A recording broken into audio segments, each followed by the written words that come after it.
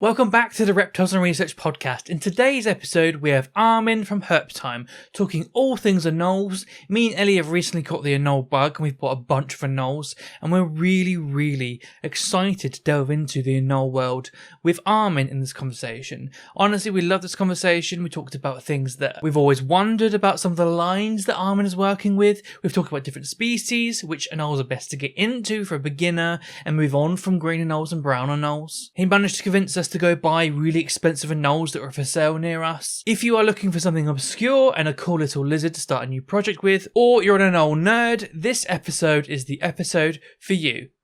Enjoy the episode. Brilliant. Welcome to the episode. I am so excited to have you on. HerpTime has been one of those episodes we really wanted to have very from the start of this podcast, especially some of the things you've been doing with the line breeding, especially of continuing on that line of red anoles as well. So all the things is really exciting. I'm presuming that most people are going to know who you are, but just for clarity of anyone that's just new to you and what you do, could you introduce yourself and give me a bit of an idea of what it is that you do? Yeah, sure. So my name's Armin. I run a business called HerpTime, where I mostly work with obscure lizards, other reptiles, amphibians, but kind of one of the main focuses has been anole lizards, also microgeckos, and like I said, just other weird, unusual, uncommon reptiles. So um, been full time like 4 or 5 years, but been doing it forever since before that. And yeah, I everywhere online is herp time, and I post a lot of video, or not a lot, but I try to post videos that kind of show off um just how cool all these little underappreciated animals are. So yeah, that's me. When did you get the anole bug to go down that route? Because you're the very first one I've seen go like hardcore into anoles. Yeah, so I mean, I had green anoles when I was a little kid, but probably in like 2018 is when I first got my first pair of like quote unquote rare anoles. It was Anola sabanis, which is common name like Dalmatian anole or Saba anole. They're like a light tan cream color base color with really like pitch black spots all over them. Is still one of my favorites, even though it's not super colorful. Just the pattern alone is amazing. But that was one of the first ones, and then since then it slowly started building up. And then I'd say in like 2000 or 2020, 2020 and 2021 is when I really started getting a lot more obscure null species. And then since then it's just been never ending. Snowballed quickly after that. Yes. Because the So anoles are one of those ones where it's like, to me, I imagine it being quite tricky. I mean, our market in the UK is very different from the US. mhm. From our perspective, looking at how you guys can operate in the US, it's like this vast open chasm of just people to sell to. Whereas we got a very like small reptile community by comparison in the UK, and anoles will be very hard to shift regularly at the scale that you do. How did you find it with getting buyers to buy anoles, knowing that like first time reptile people typically are like, oh, it's a big, it's a fast lizard rather than like, I want that thing that plods slowly across my hands. Do you find that it's a lot of beginners that buy it from you, or a lot of enthusiasts anole keepers? Yeah, it's definitely not beginners. It's more enthusiasts or people who have been keeping reptiles a while, or people who already keeps like a vivarium with dart frogs where they don't hold the dart frogs. Um, that's of course what anoles are more geared towards. They're more geared toward build a nice terrarium, vivarium, and watch them do their thing rather than, of course, a leopard gecko or a corn snake that you can watch TV with. Um, so I don't deal with a lot of first time reptile owners and stuff like that. And if I do get one, I tell them, I'm honest with them, like this isn't a good first pet reptile because you won't enjoy it how it's supposed to be enjoyed. So I do deal with a lot more uh seasoned reptile people, but like you said, there's so many people in the US that are into it that it hasn't been a huge problem to sell them, because for every one of those, I mean, there's millions of people who have a bearded dragon, so only 1% of the people who might be interested in old, it's still a lot of people. So uh, it's been good, and I've also been able to sell some of my animals to Europe. Like I sent a lot of stuff to the Ham Show in Germany. I've sent stuff to Korea and Hong Kong and Japan and stuff like that. So just kind of it's become a global thing. But still, there's still a pretty strong customer base I have here in the US. And before I started, it was a lot smaller, but of course, one of my goals with all my videos and my attempts at social media have really helped because just showing off stuff that people never really even thought about, people start realizing, oh wow, that's actually kind of cool. I wouldn't mind trying my hand at that. And the online videos and stuff has totally, without that, there would be no way I'd be able to sell what I sell. So that's been a huge part. You created your own market essentially. Yeah, it was already there, but I'd say it's not only because of me, but when I first got anoles in like rarer anoles in 2018, 2019, it's like at least 20, 30 times bigger than it was back then because it was really just like the super hardcore people back then. Now it's more branched out to people who have kept crest geckos, but they want something bright red, and they'll get the red ones. And they know they can't hold it, but they're still excited to enjoy something different. Versus back then it was like super nerds only. But now it's a little more broad, which is cool. So yeah. And it's obviously not just me. I kind of don't want to say I started the push, but I was on that first wave of like getting people on board, and now a lot of people are on board, and a lot of other people promote them, which is awesome. And I don't have to do that as much, which is cool. Makes my life easier. Have you found a difference between managing that the populations? Because it's very difficult in general to manage populations of species without having like severe inbreeding problems. So having a lack of other people to outcross and trade bloodstock with, um, have you found it easier now that more people are getting into it that you could potentially manage that meta population with? Totally. So, like I said before, it was I'm not saying nerds in like a bad way. I'm just saying like nerds in a good way. They were super into it. And there were a few people here in the US, few people in Germany, few people in like Czech Republic, few people here and there.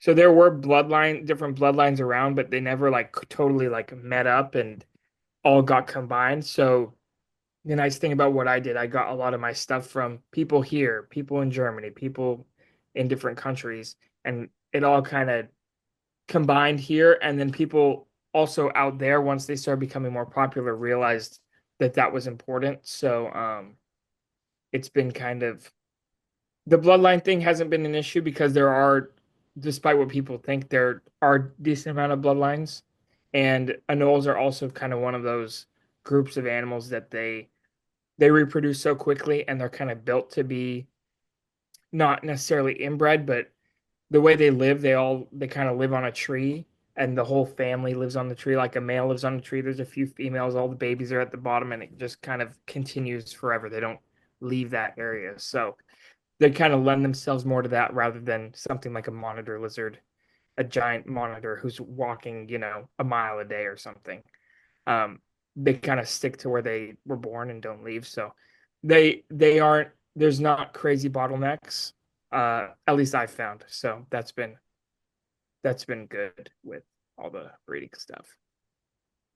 Well, I think their history as a species, natural history in terms of themselves, is kind of lends towards being these colonizers of islands, and naturally that's going to have like a founder effect and Mhm. a natural bottleneck, if you will. But they seem to be quite highly resilient to the effects of inbreeding. I don't know whether that's a lack of like deleterious recessive alleles or there is some other reason why that occurs. Do you know why they are that way, or do you have a hunch at all? Or I don't know the actual scientific reason or anything, but like you said, just the way they have spread out over natural history. across different islands and how they speciate and stuff like that. Just the way they're programmed kind of lends them to um, they just produce fast, produce a lot, so it's just a constant cycle. I call them basically like nature's feeder lizard because that's what they are. They mature. They can mature in 6 months, and the females will lay an egg every 5 to 7 days. So they're just kind of built, and then they can live, 10 years, but most of them aren't living that long. They're living that long in captivity because nothing's eating them. But by the time they're a couple years old, they're slower, so something would have ate them by then. So they're kind of naturally that animal that a lot of snakes, a lot of larger lizards, a lot of birds um, rely on. So just the way they are programmed lends them to produce a lot. And like you said, that bottleneck isn't really much of an issue with them, which, of course, I don't know the total scientific reason why. I'm sure that there's been a lot of study on them. And how they speciate and all that stuff. So I'm sure there's an answer, but unfortunately, I don't have it right now. Do you know of any sort of like species or localities or forms where in herpetoculture it is known that they have got like inbreeding issues at all? Or is it just not known that any of them have got any issues with inbreeding at all? Yeah, well, I'm sure there are. I know, like in Florida, there's the Puerto Rican crested anole, which is invasive there. And whenever I've gone out there and found them, a lot of them have like weird tumors on their dewlaps and necks. And I know a lot of people have said that that population has those there, but in Puerto Rico they don't have those. So that can be one example that that Hmm. population, for some reason, maybe the first few that came had that, and it's been an issue. And despite surviving, they like all the males kind of once they're mature end up having those weird things. So it's stuff like that's possible. I know sometimes with the retinols, if they're not outcrossed enough, there can become issues. Um, so that's important to kind of keep that in mind. And but nothing like that super stands out to me uh, in my experience. But I'm sure there could be issues. So it sound without knowing the science and without having read papers on anoles and stuff, that sounds like the in the origin of all them speciating and drifting and like dispersing, there was just by circumstance a low prevalence of those recessive deleterious alleles. And they are very, very good in terms of like inbreeding because there's not a lot of them. But if they inbreed to a certain amount, then it all comes bubbling to the surface. Would you say that sounds probably like logical, Ellie? Yeah, or like the Puerto Rican ones, if they have one individual that mutates and has, like you say, those growths, then because of the boom and bust population, it doesn't hinder them enough to stop them reproducing, so it stays. Does that make sense? That makes total sense. So that's fascinating. Because yeah, like cancerous lumps will eventually cause them to be slow enough that they can't reproduce anymore. But by then they probably had about what, like how many Yeah, clutches it or does. eggs? Maybe. Yeah, Factory mode, like bing, bing, bing, bing, bing, yeah, bing, bing, yeah. bing. It's amazing. The females are little egg factories. They just in peak season they can lay one egg every 5 days, and it's just so impressive because the eggs are so large compared to their body. Like it's like a third of the size of their abdomen, which it would fit in, and it's just like, how does this animal make this many every week? It's just crazy to me.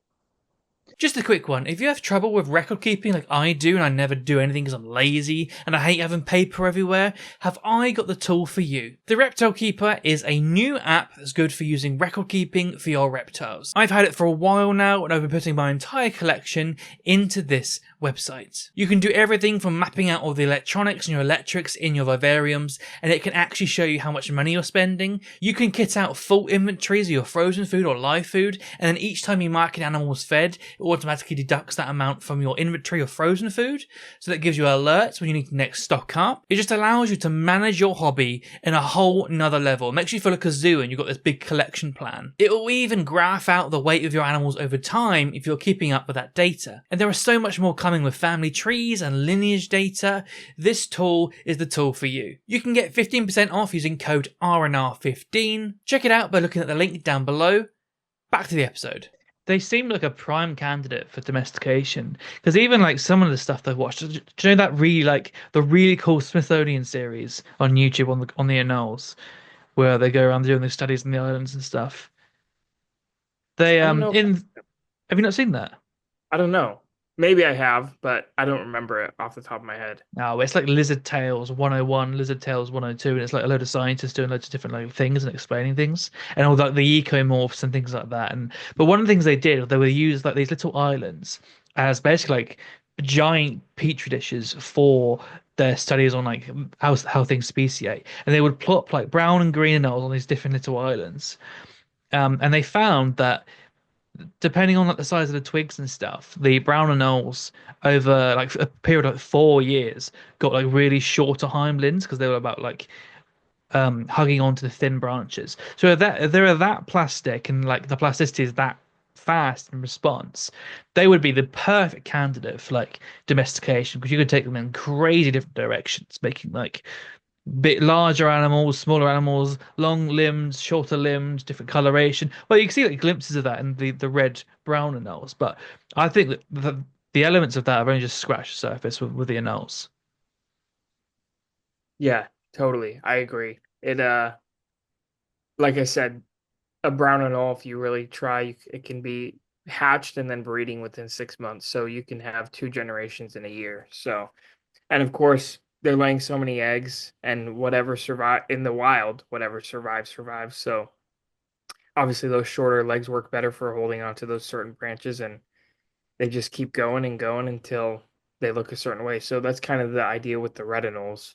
Obviously, that's a man-made selection, but those red ones occur naturally, and when you pair red ones and red ones, they just make more red ones. So it's not like a total recessive or co-dominant trait. It's more of um, a it's Polygenetic it's line breeding. yeah, polygenic. It's line bred, but of course the redder male and redder female together usually make redder babies. Sometimes some babies will pop out, even from a really red pair, the babies can pop out kind of brownish, but it's much less. Um, so I I still am curious the whole workings behind it, but it's fun and it's cool to do. Are you You more don't. into that? Sorry, go ahead. Oh, it's just gonna. I was derailing, so you go for it. I was gonna say, are you more into that aspect of things, or are you more into like just trying to maintain these things that are like the phenotype that is typical to what you would expect from the our areas and stuff?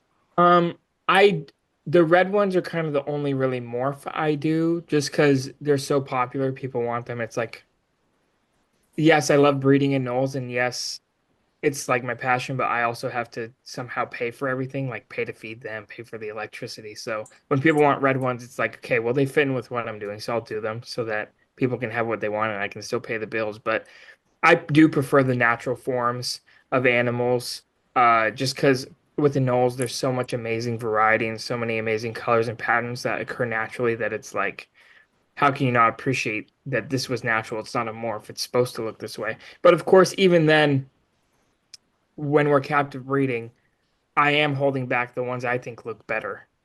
So at some point you don't have the natural form, even though it's like this is the prime natural form, you may still never see something like that in the wild because I'm picking the ones with the boldest pattern or the biggest stripes or the most green body. And as yes, of course that lizard was green in the wild, but after how many generations does it still look like the average one you see in the wild? Probably not. So no matter what, they end up looking different. They But end up as morphs anyway, in a weird yeah, way.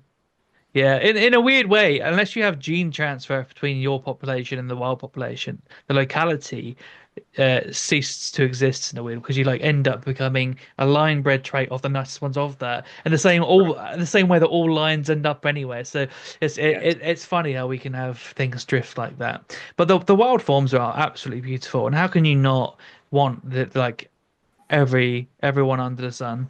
Mhm.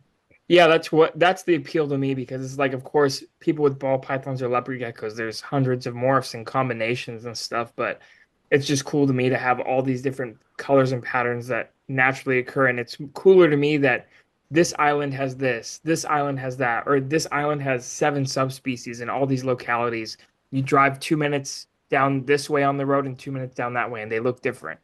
So that's where I find it interesting more than the man-made morphs, which I have no problem with. That's just my taste. I think it's cool that they can naturally have that much variation in such small areas. What were you going to say, Ellie? I was just gonna say that I got a group of brown anoles in March, and I know people say that they grow really quickly, but it's like I looked and he was like a little baby, and then I looked again and he's like all like spotted. He's starting to get his crest, and he's like doing his head bobs, and I'm like, where did it get? Like, I'm not even like feeding them crazy amounts. I'm just like feeding them when I remember, and yeah, they go like crazy. Yeah. Those Yes, ones, go ahead. I was just gonna say you've even got like eggs on the ground from the Barbatus and everything already. Like Yeah. it's so crazy. We you hear it and you understand. Yeah, okay, I get it. And then when you experience it, you're like, Jesus, it's like chickens. Yeah, Yeah. it really is. And it's fun for someone who's beginning to breed stuff. Obviously, a crested gecko's easy and stuff like that, but this is a different type where it's not necessarily a science experiment, but it feels like you're a little more uh, doing something fun that you wouldn't have done otherwise. I don't know how to explain it, but whenever anyone first starts breeding in Knowles, they realize, wow, this is different and this is cool, and it's a just a cool experience for anyone who's interested in breeding reptiles because it's different than other stuff. It's like a constant thing, and you just kind of see, wow, that's just kind of how they have taken over states in the U.S. and other islands, and it's pretty crazy. I think for me, they're like that really cool. Have been really, really into chameleons for a really long time and geckos. And then, like, experiencing the anoles, it's like the good things from both things, like coming together and being like really, really fun. And so, yeah, I've been really enjoying it. It's all you need. Yeah. Yeah, they are a cool mix of like a bunch of different animals being able to change colors. They're the brown and nose especially, they're so outgoing and not shy at all. They just make amazing display animals. So it is it is a fun change for a lot of people. How did you find sourcing these obscure species? Has it been like an absolute pain? And what does that look like and how did that go for you? Yeah, so at first, yeah, it was. I connected with a few other people through Facebook that were interested in anoles and had been, like I said, the super nerds that have been collecting them forever.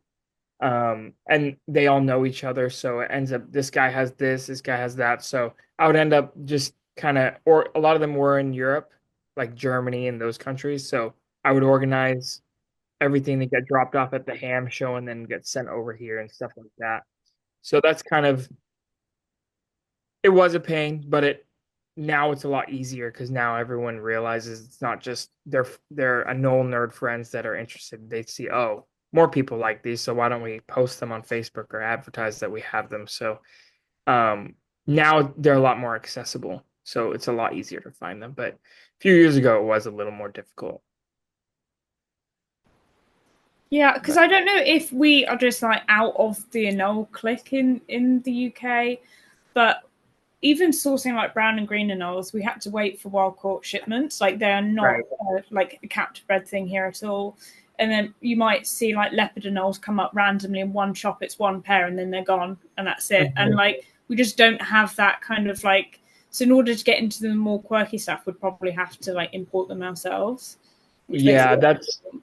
That's what I had to do because they are, yeah, not in the UK really. I've tried to send them, but it's usually like one or two people who just want one or two pairs, and I tell them, well, the export and stuff is going to cost more than the lizard, so then it never usually happens. So, but yeah, if someone ever wanted a bunch at once, it would make sense. I'm sure it just is a matter of finding the right Money. people.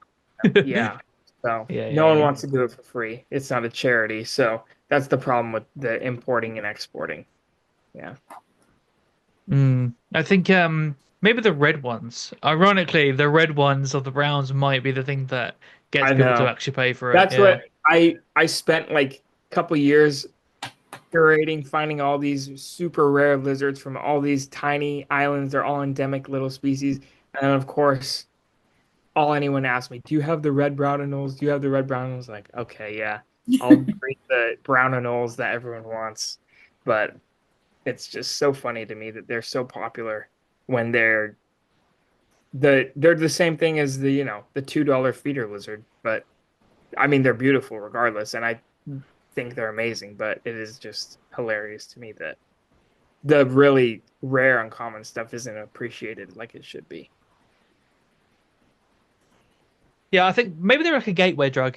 They're like, I want the really, Right. really pretty, like red brown. And they're like, oh, actually, the Alisoni look nice. Oh, actually, da da da. Then that's how you get them. Right. The shame is that the personality of the brown and Knowles is so bold and like not shy at all that it puts all the others to shame because the others are a little shyer. Um, of course, there are some species that are super bold and will and outgoing and stuff, but the brown and Knowles, it's pretty hard to top their personality. They do not care. They're not shy. They're not afraid of you. So that's also a reason they just make great displays because they will be out all the time, not hiding behind a branch or something. Some anoles, the second you walk in, they switch to the other side of the branch so that you can't see them, and sometimes it feels like you have an empty tank, but there's never that issue with the brown anoles, red or not. So Our, that our, our browns are are very, very scatty at the moment, but they're wild they're caught. So okay, yeah. Yeah, they're so prolific here, wild caught, that it's you can get them like the next day if you really wanted. A lot of like wholesalers, if you order them, they'll just literally go out their front door and grab them and then ship them to you. So it's kind of funny how it works here because they're everywhere. that's wild. I mean, literally wild. Yeah. What would you say is the next step up, or do you think there's kind of like a blending of difficulty across it all, or do you think there's some of them are really, really difficult? As far as like care and stuff or breeding Care. I mean, like when you're looking at or people like that are looking to get someone into that them. wants the next step, basically, you're saying. Yeah, from their browns and they want to step up. What do you think is like a reasonable step into like this middle ground area that is not like throwing them right in the deep end? Yeah. Well, anything like Anolis roquette, which is the Martinique anole, Cool. Anolis marmoratus, which is the Guadalupe anole, or sometimes they're called leopard anoles. I don't know if that's the ones you were referring to.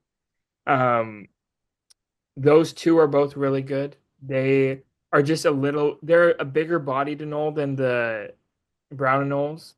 But they're essentially the same care. They're also fairly outgoing and bold, and they breed just as easily. Um, those are two really good options. A lot of the Caribbean island species, like Lesser Antilles species, are really good because they kind of fill that niche of the brown anole on those islands, and they kind of act the same way. The care is just very easy. They're very tolerant of a lot of conditions, whether it's humid or dry. They can kind of handle extremes if they need to. Um, so those are both good ones, and those ones are fairly readily available, uh, at least here and in Germany and countries like that. So Is that ground trunk that sort of they're more like, yeah, I don't know what if those are considered. what ecomorph they are because on their islands they're the only anoles. So they kind of fill all of it, but they are more ground trunk or just trunk anoles. Um, Mm. they're not totally on the ground a lot, but they'll go and sit on rocks and stuff. So not like a brown anole that it's totally ground trunk, but they can kind of flow. But the ecomorphs, of course, are man-made ideas, so they don't totally fit in those, but they would kind of fit in that trunk area. Yeah, it's all fluids, and we're trying to put these rigid ideas into boxes for us Exactly. to understand as people. But yeah, it's very, very dynamic. Yeah. So, like, for example, when I went to Cuba, I forget the scientific name, but it's a small, like, grass anole species, but it's like, it acts like a brown anole, where in the day it's like on the ground, but at night it's in the grass. So it's like a grass ground, which there isn't. There's a twig anole and there's a trunk ground anole and there's stuff like that. But this is like a twig ground anole, which doesn't exist in the ecomorph thing, but that's just Mhm. how it lives. It like lives on the ground and on twigs and grass. So it's just another weird example. And of course, there's aquatic anoles, which they aren't, of course, fully aquatic, but they're always living by water and they dive into water when they um, are afraid and stuff like that. So there's all sorts of different stuff that doesn't really fit the man-made categories we make. Is transversalis the aquatic ones? No, that's transversalis is a mainland species from the Amazon. Right. There's vermiculatus, there's aquaticus, I mean, there's a couple dozen actually that I don't even remember um, that are aquatic, but there's actually a lot in especially Central and excuse me, South America. Yeah, because the store that I used to work at had the transversalis in, and they were like, "Oh, they're aquatic," and they put them in this big like paludarium, and I was like, "Oh, cool!" But to hear that they're not actually aquatic, that's so funny because they're just over this water source. I was like, I've never seen them in there," and they were like, "Oh, No, they must do at some point." they're not aquatic at all. I mean, they like high humidity because they are from Amazon, but they aren't aquatic. That's funny. That's funny. Yeah, they were very, very pretty though. They're very, very cool animals. They are. They're beautiful. They are. I've had them a few times and they're pretty hard to establish. I have a friend who I got a lot for him that were imported, and he's doing well with them. He's hatched probably a dozen by now, I think. Uh, but they are much more fragile. The Central and South American mainland species are a lot more finicky and a lot more delicate than the Caribbean species.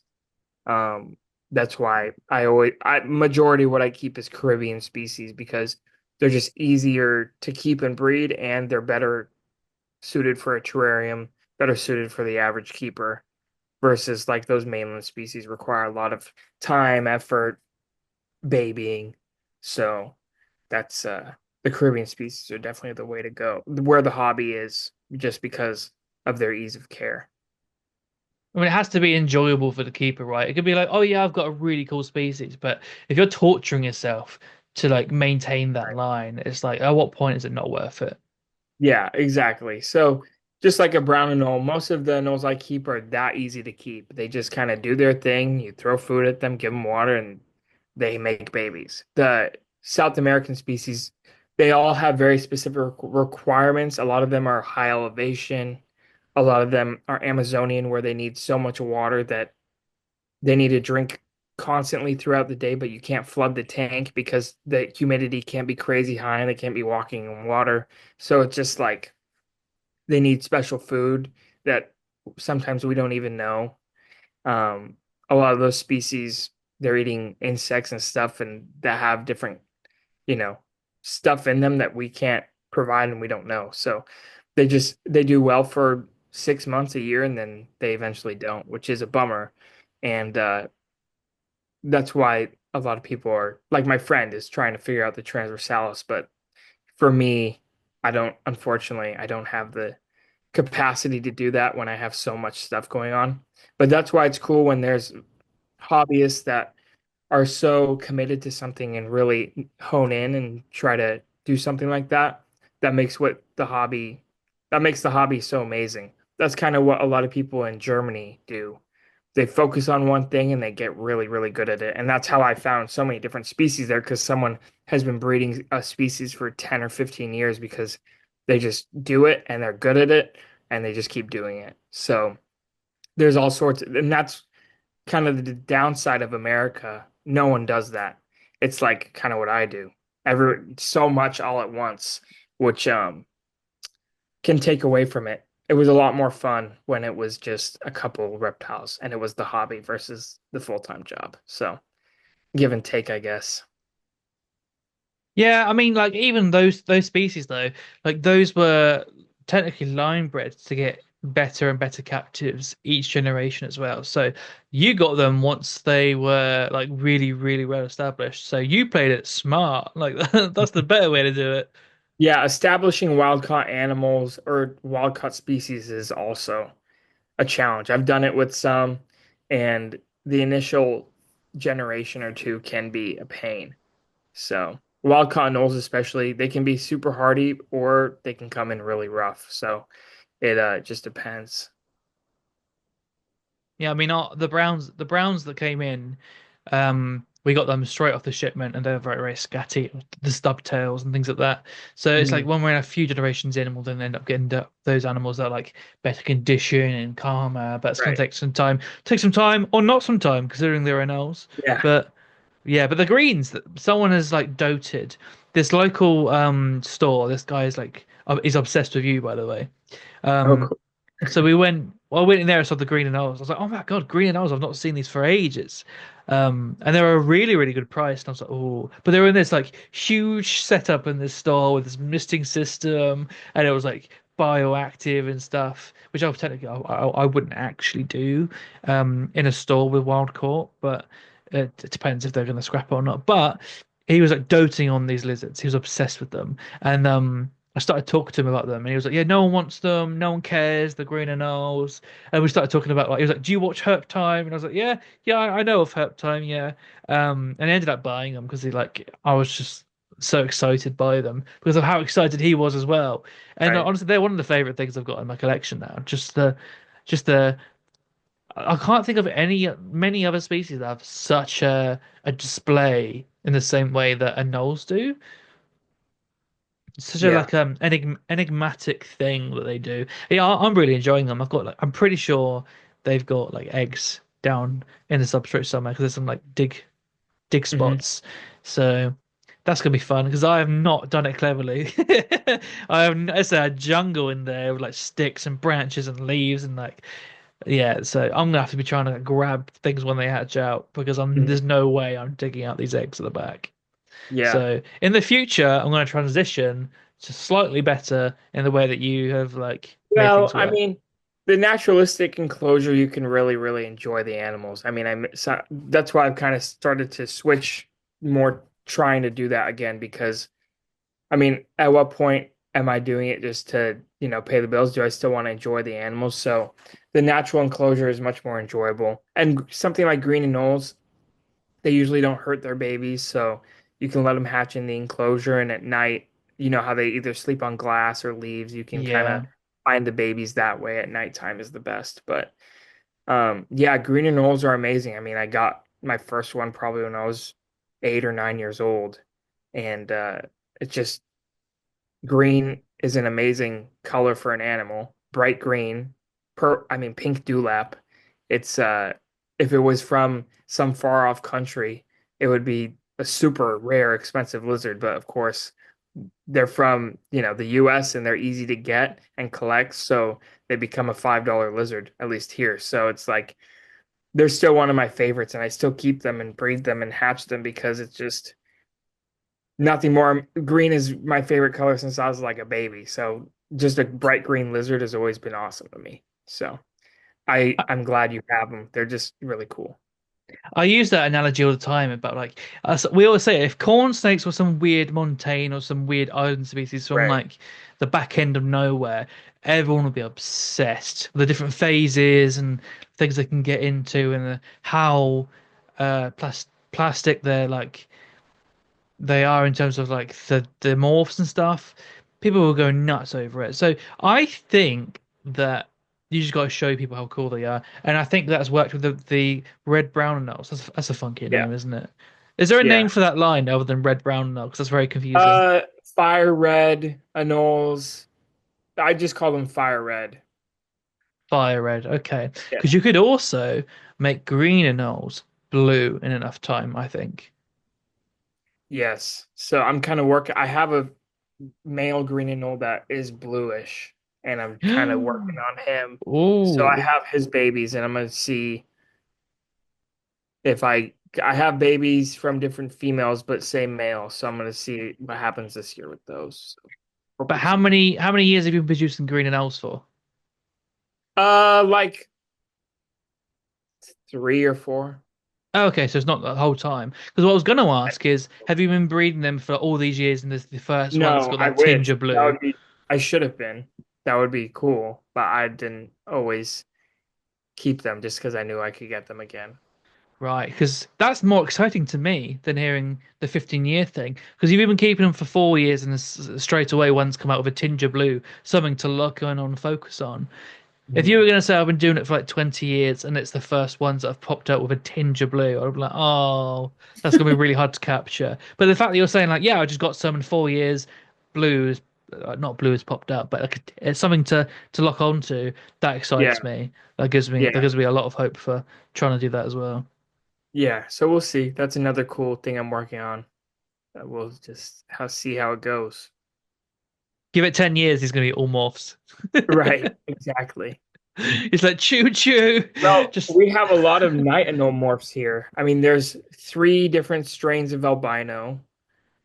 There's a hyperexanthic kind of thing going on, like a and what else is there?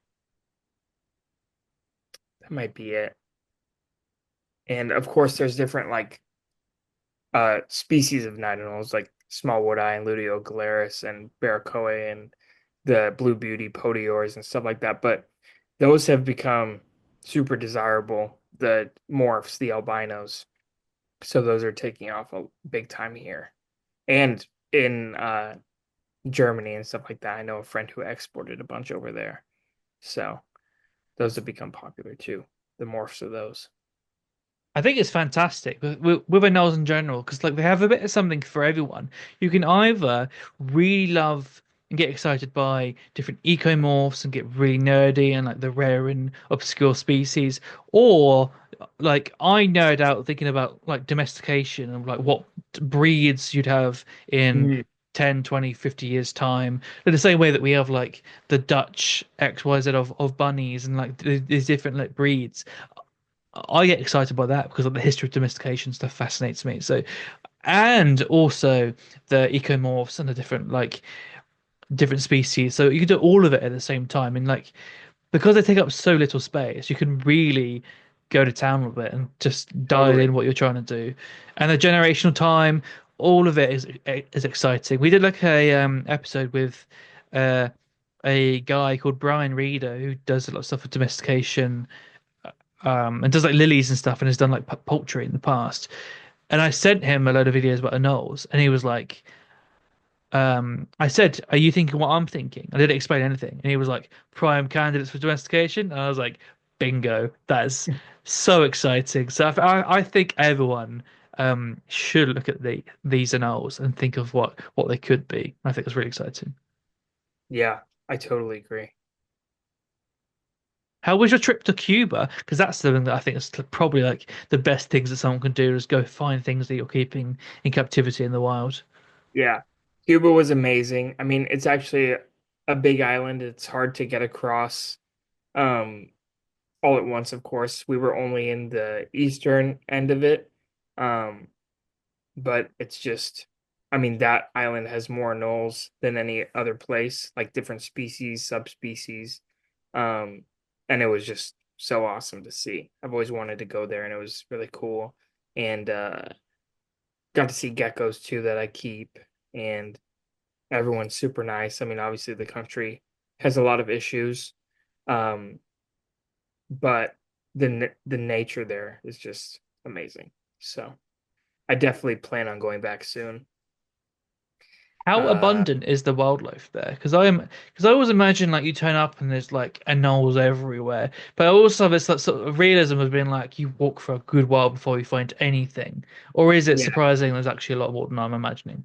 it depends because in the day, finding anoles in the day can be hard because they see you way before you see them and they turn the other side of a tree and you never knew they were there.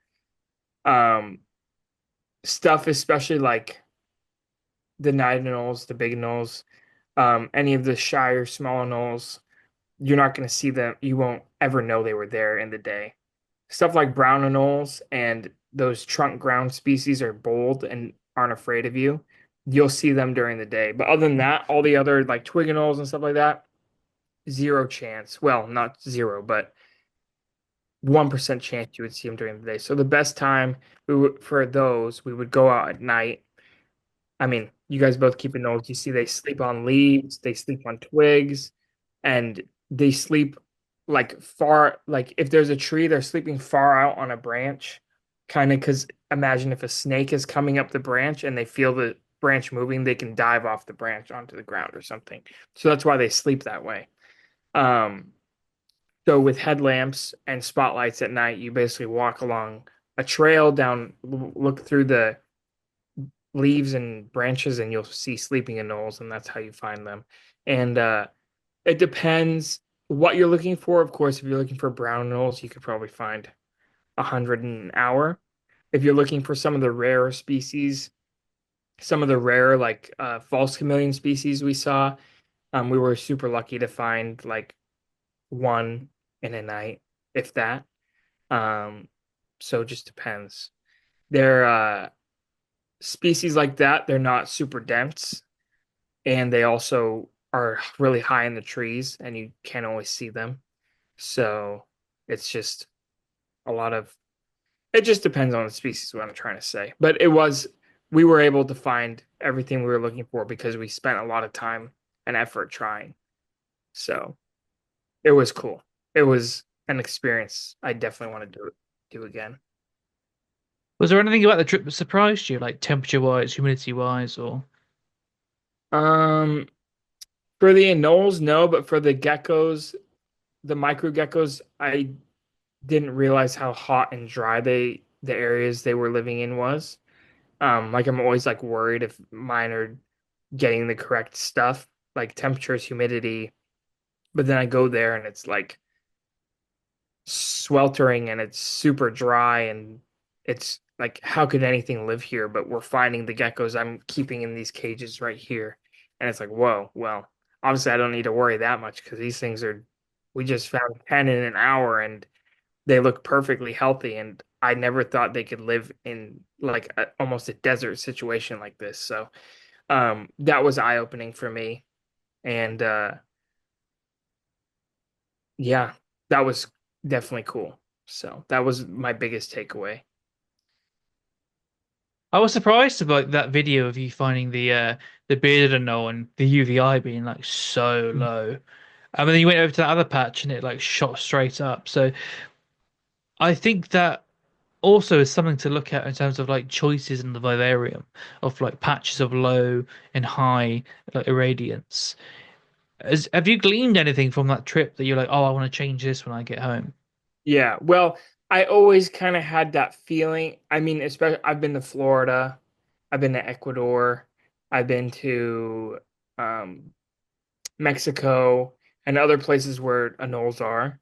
And I mean, if you stand in the, even though there's shade right here and sun right here, you stand in the sun and you can't stand it for more than 5 minutes. You stand in the shade, you could stay there all day. Even though technically it's the same air temperature, the sun Hmm. just bakes you.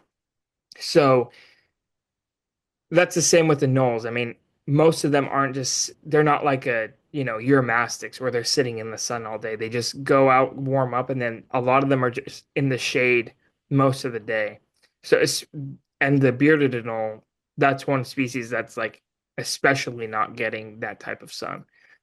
So it's something I kind of knew, but I made the video just to prove it to myself and show others that yes, they need UV. It's important for how they survive, but they don't need you don't want to just have a couple twigs and a UV bar over them and they can't escape it because that's not how they live. So they need cover, they need areas where at minimum they can turn around on the other side of a branch and not get that strong of UV, because they weren't designed to be soaking in, 5%, 12% UV all day. That's just not how they live. They live in very forested areas that they go choose when they want to get that.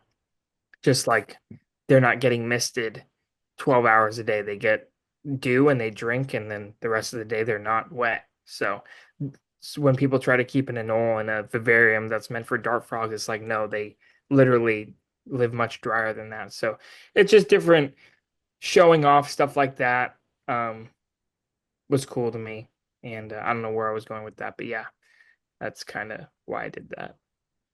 There's something you said there about like in the sun and in the shade and the air temperature is the same. I think that is the biggest distinction that a keeper can learn because a lot of keepers struggle with setting things up, but they just need to learn the physics. Once you figure out the physics, they realize that things are like totally different than they think they are. Like the whole like grading of like, is this air temperature here, this temperature here, this temperature here? That doesn't actually exist. What they're actually doing is moving the thermometer in different levels of light and then seeing how much they can warm the thermometer up at different points in the vivarium. I did like a video where I put like a extra terra digital thermometer in like a light box, really crappy Amazon light box for like taking pictures in it, really like, crap LEDs. Turned it on, it jumped from like I think it was like 16 or 17 degrees Celsius up to like 20, 21, 22, and it was still pushing by the time my 15 minutes came up and I stopped it. So people don't realize how much just light elevates the reading of a probe, and what they think Hmm. they're reading is an air temperature is actually Right. just pushed above the air temperature. So the way that I read things is, especially in these big enclosures, I'll have I'll read the air temperature in the shaded end. I don't call it the cool end because it's just light and shade, and then one air temperature. I'll read the air temperature of it in the shade, not under lights. I'm like, no, I know that's the air temperature all the way across. Apart from when you have like vertical because then the heat rises and stuff, especially if it's not open top, that changes. But horizontal, it's all the same air temperature and just it's just irradiance and shade. People don't realize Right. that. Yeah, the way I'll measure it is I'll use a temperature gun, and then I can like measure the surfaces that the lizards are on. Like I can measure the temperature, the branch the lizard it might be basking on, because that's branch is where it's absorbing I mean, obviously the light's hitting it, but that's basically what temperature the lizard's gonna get, and then the temperature of the soil and Hmm. temperature in the middle of the cage and stuff like that. So that's better than just having a floating thermometer because it doesn't really give you an idea of where the lizard is absorbing heat or cooling down. Yeah. So basically, I would say for people, definitely important to get a temp gun because that's going to be the best way to measure what your lizard is feeling because it's on the ground, it's on the branch, it's on the leaves or under the leaves. So just being able to find those and make those gradients, the temp gun is essential for that. When it comes to like surface temperature and stuff, like it's such an important thing of like also making sure that someone isn't just too hot to a surface as well, because you can have like two basking spots, and the lamps are the exact same watches, the exact same brand of lamp, but depending on like what you've got them basking on, the surface temperature will be vastly different just because of like how slate might will get way hotter than like grass, for example. So even just making sure that it's just safe is such an important thing. Yeah, the it's definitely important to think about when you're setting up a terrarium. I mean, you definitely want to test it before you put an animal in there. So, like you said, a piece of rock under the same light is going to heat up differently than a piece of branch or a, a plant. So Hmm. it's important to measure that and make it right for the animal. Do you have any other species that are like, I say species, I say groups of animals because saying species and then the whole of Anolis is like very different. Do you have anything Right. else that's like coming up past Anoles for you as your favorite thing to work with? Is something going to conquer and topple Anoles from your favorite thing? Micro geckos are pretty equal right now. The Spherodactylus, Gonatodes, those genuses, um, mainly Spherodactylus. Just they share the same um, I don't want to say areas, but they live on the same islands as anoles. They kind of are those island endemic species where they're highly a lot of variation from island to island. Um, they're small, which I like. They're fun. Um, I just enjoy them for some reason. They're not as exciting to watch as the anoles because they are shyer. Again, these are another lizard that's basically a feeder animal for anoles, for small snakes, for larger amphibians, for birds. But there's just something so amazing to have like something the size that half the size of my pinky that has one of the most like psychedelic patterns you could imagine, and it just lives under leaf litter or rocks on some obscure island in the Caribbean, and it can be found nowhere else.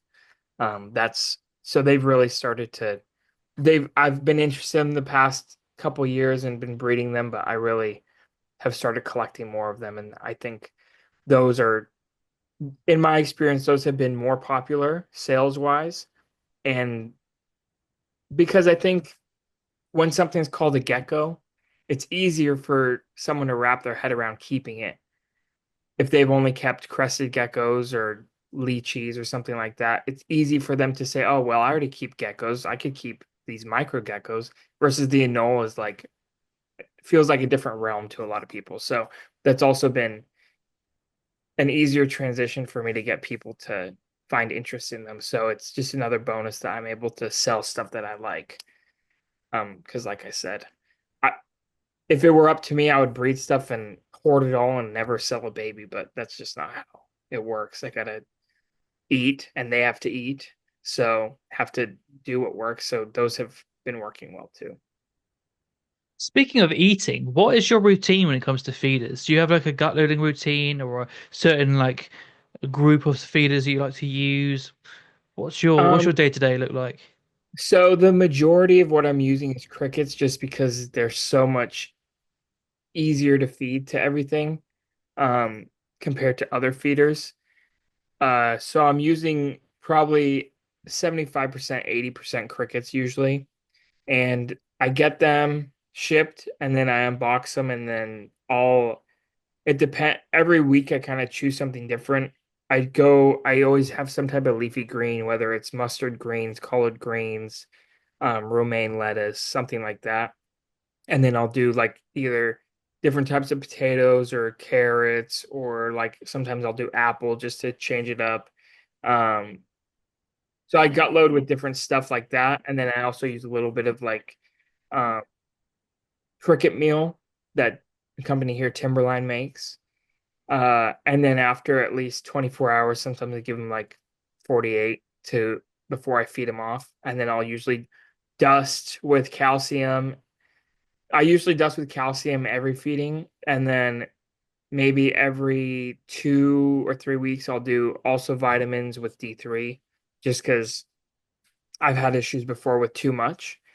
Uh, and yeah, I feed every like 2 or 3 days, depending on how many crickets I get, and then what the lizards are doing, depending on the temperatures and stuff. If I still see any extra crickets or things look like they need to eat will kind of change how I feed. So there's no set schedule. I try to, but sometimes I see like, okay, well, it's been warmer and things are looking like they're more active and they want to eat, so I'll feed today instead of tomorrow. Just I kind of go, but it's just me. So I kind of just go by the flow. It's not like anything specific. I think everything ends up being more of like like a intuitive feeding schedule anyway. Like I don't stick to a schedule with any of my animals. It's all based on like a feeling and like looking at them Right. and often sometimes you're like, when did I last feed them? I'm gonna feed you, and I look and it's like, oh, it actually was more recent than I think. And even though you can look at them and they're lean, they're looking hungry, it's okay right now at this time of year to feed. Right. I think that intuition comes with that experience, I think. Totally. And I mean, in the wild, I wish I could feed them every day, like 2 or 3 bugs, but it's just not possible on my scale to every day take out 3 hours to feed. So, um, but in the wild, they're only eating a couple bugs a day and then waiting till the next day, and they might not find bugs the next day. So, um, it's been a balance. I've been learning how to best do it because I've tried before. Like sometimes I'll leave on a trip and I'll feed heavy and not feed for a week and I come back and they're fine. But then I have issues with finding eggs because leftover crickets will eat eggs and stuff like that. So feeding too often, sometimes you can put too many crickets also. So it's just like always, I mean, even after keeping reptiles for 20 years, it's still trying to find a balance that works for every animal and every enclosure and the temperatures and stuff like that. So it's a never ending cycle. What we figured out that's really really good for when you like go away and you want to leave it is the what do you call them in America? So to us we say black soldier fly larvae. I think you say phoenix Yeah, worms. same They're thing. when you buy them and they're still in their like their pupa form, chuck all the casters in there and Smart. like they intermittently like or pupate and turn into the like slowly. So you like drip feed food to them. So when you That's go smart. away, they will actually like drip feed like and they learn to like I've done it in a bowl. There's actually a bowl in the green nose right now. And they'll sit and I'll just sit watching and waiting for the next thing to hatch out. And then when they don't get it and they're flying around, it's such great enrichment because they're running on the glass, they're jumping, there's like Mhm. exercise and like things like that with females especially like just like getting around and like moving and like using that body, especially when they're like having to constantly be having to like push out eggs and stuff. I think that's really cool. So that is a really good trick. Like That's a I good know idea. I've only been keeping an old for like 5 minutes, but that's worked well. That's a great idea. I never thought about that, but that's actually genius. So I'm definitely going to start doing that. I think just as an extra enrichment, you can easily put those pupae in there, every week or every 10 days or whatever and let them do their thing and that's just extra enrichment for the lizards to enjoy and you don't have to, do it every day. And they won't eat So, your eggs. well, yep, they won't hurt the eggs at all. That's a really good idea. I'm going Because to use even if that. they're even if like a load sometimes through experimenting with this and playing with this, like 40 hatched out and it was like a swarm in there. But at the same time we were like, well, we're just not going to feed them for a while because they're not going to bite them because the flies Right. don't do anything. So it's just like food in there. Yeah. And t typically they end up just like sitting in places, and the anoles go and take them. It's like a vending machine. They're basking doing their thing, and they just go and take one off the wall when they feel like it. So it actually goes like really well. So that's obviously like we've got a 1.2 of the greens. Those females are constantly laying, and I'm like I bet they're just using, especially they're really high in calcium as well. So it must be really good for the Yeah. females. Yeah, So yeah, totally. they're my favorite feeder right now for the anoles because they're fun to watch as well. That's cool. Yeah, I'm gonna do that. Thank you for that idea. Yeah, it's really fun. I used to do it with collared lizards when I used to work in stores and stuff Nice. because they would be like jumping in the air trying to catch them and stuff. That's Yeah. so fun. They're so fun. Yeah. They're like honestly my favorite feeder because they're just so fun to feed. I mean like the blue bottle flies from like you can get their maggots and stuff and get them to pupate, but they stink and just Hmm. I Yeah. like Soldier flies those. are cleaner. Exactly. And they're nutritionally like miles better as well. Because Right. otherwise you get the flies are just like vomiting all over the glass and stuff. It's disgusting. Yeah. So they're really cool. I distracted myself with black soldier flies. I was going to ask something else. Oh, with your gut loading, I did my dissertation on cricket gut loading. Okay. Red bell pepper is a really good thing to feed to the crickets. Really? Because it's high in carotenoids, which helps with. I mean, carotenoids for different species does a load. So I don't know about the greens, but like in like things like red-eyed tree frogs, just having like carotenoids and beta carotene things like that in the gut loading and in the diet changes the flora, the microflora of their skin. Hmm. So like things like that, I don't know what health effects that might have, but even like we're having a conversation about this driving home, won't we, Ellie? Talking about the gut flora and dogs plays a whole role in behavior and development and like their brain and stuff. So even just things like the skin and stuff. That's really cool. But also, it's really high in vitamin E in red bell pepper, and they found that not only is that just not just sitting in the stomach as like gut loading, but over time when you're maintaining crickets, vitamin E actually gets sequestered into their actual flesh and not just sitting in the stomach. So over Right. time, if you raise crickets and you feed them on vitamin E, they actually become high in vitamin E as a food source. So you could actually increase the nutritional profile of crickets just from feeding them like red bell peppers, and carrots are great as well. But I think the things that they're actually really good feeders. I mean, they're annoying feeders, and I hate crickets, but nutritionally they're pretty good. The only things that they've got nearly all the amino acids and stuff and protein, they're excellent, but they're short on vitamin E, um, vitamin D, which doesn't matter because you got the UV to basically make ad libitum amounts in the lizards. Um, Vitamin A they're short on, so you when you use your multivitamin, you'll have full form retinol in that, so that's that covered. But also the carotenoids, they might be able to make that they might be able to make retinol in themselves from the carotenoids you get in the gut loading. So the lizards will be able to do that themselves potentially. And then they have an inverse omega-3 to omega-6 ratio to wild lizards, to wild insects. So they did a study on a load of like insects in the wild, and for some reason, the way that we raise them as feeders in captivity, they have an inverse fatty acid ratio. So the way to fix that is to like put like flaxseed oil into the gut loading diet, and then they fixed it in those studies. Interesting. I don't know what health effects that has, but I mean, if everything is one way and then ours in captivity is inverse, I would imagine ours is wrong and the nature Yeah. is correct. Right. Naturally, I would imagine so. So even just like flaxseed oil, including in it, helps with that. So yeah, Cool. we were talking about nerds. You came to the right place. Yeah. Yeah. I will do that. That red bell pepper thing is really smart. I never thought about that. Yeah, carotenoids, I've always worried about getting enough of those into my feeders because that's important, not only coloration, just for everything else.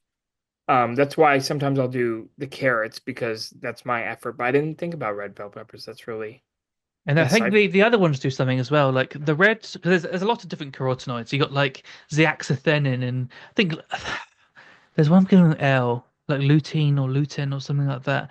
But the green, all I remember from this is a while ago now. The green's got something that the red doesn't. So when you alternate, it's got a carotenoid that's really good. So Cool. all I remember is bell peppers. Use them.